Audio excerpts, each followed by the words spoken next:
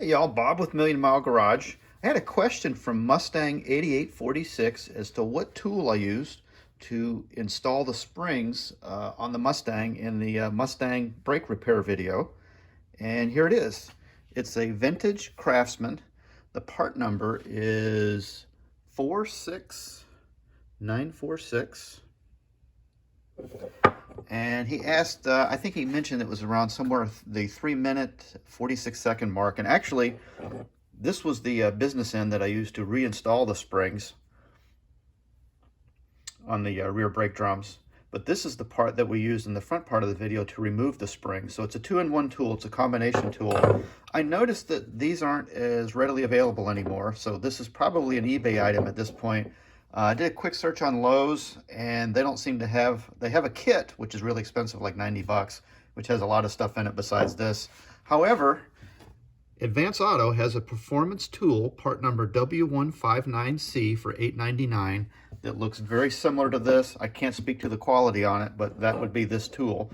But you can find these on eBay. They're still priced relatively reasonable. And also, just while I have the tools out, this is called a Brak Spoon tool, and what you use this for is to go in the slot on the back side of the backing plate to move the adjuster. Like if you need to move the shoes inward, like if you have a drum that's like belled out or it's got a ridge on it.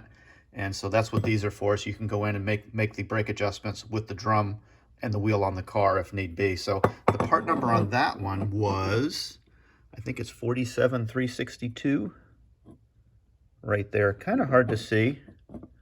47362. So that would be, I think, what they call I think they call that the brake spoon or the brake adjuster, that tool as well.